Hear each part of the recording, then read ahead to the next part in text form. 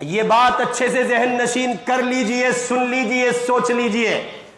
محبت کی دکان ہو یا کرم کی دکان، اور تیز پتی کی چائے ہو یا عرق گلاب، اور اس ملک کے جتنی سیاسی پارٹیاں ہیں، ماں اسد الدین اویسی، بیرسٹر اسد الدین اویسی بشمول ان کے عرض کر رہا ہوں، ایم آئی ایم کے لوگوں کو کان کھول کے سن لینا چاہیے۔ حضرت مولانا سجاد صاحب نعمانی دامت برکاتہم کے دو جملے کہنے پر آپ ببولہ ہیں، اپنے علماء کو ٹارگٹ کریں گے، علماء کو نصیحت دیں گے، علماء کو آپ طرح طرح کے مغلظات بکیں گے۔ خبردار، اگر آپ کی نگاہ میں سب کچھ الیکشن ہے تو ہم جیسے اوروں کو ریجیکٹ کرتے ہیں، آپ کو ریجیکٹ کرنا ہمارے لیے کوئی بہت بڑی بات نہیں ہوگی۔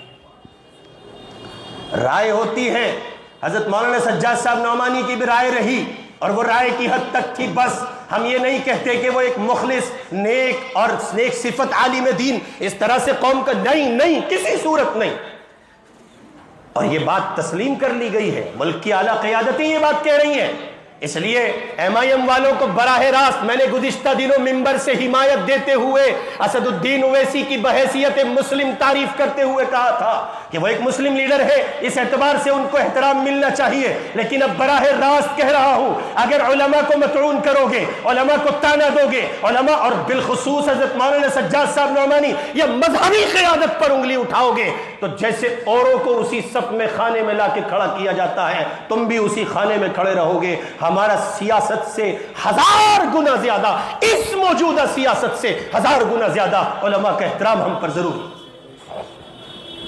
کھیل سمجھا ہوا ہے، ان سیاسی لوگوں کو بخار چڑھ گیا، پاگل ہو گئے۔ ایک آدمی دوسری پارٹی چھوڑ کے دوسری میں چلا جائے، یہ پارٹیاں کب نہیں بدلی گئی؟ یہ جمہوریت میں کوئی نیا کام ہے؟ سیلم پور میں تم کہہ رہے ہو کہ میں کسی کا پکش پات نہیں کر رہا ہوں، لیکن یہ کیا ہے؟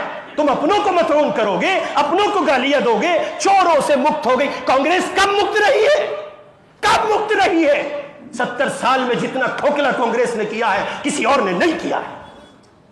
یہ وہ کڑوی سچائی ہے، زبان پہ لاتے ہوئے زور پڑتا ہے، اور اس لیے ہم نہیں کہتے ہیں کہ ملک میں امن و سلامتی، بھائی چارہ اور محبت بنی رہے، اس لیے ہم نہیں کہتے ہیں۔ لیکن قسم رب کعبہ کی، آج ہم مجبور ہیں، جتنا ستم کانگریس نے 70 سالوں میں کیا ہے شاید کسی نے کیا ہو۔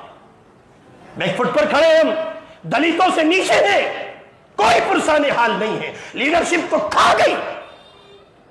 آر ایس ایس کے پٹھوں بیٹھے ہیں کانگریس میں۔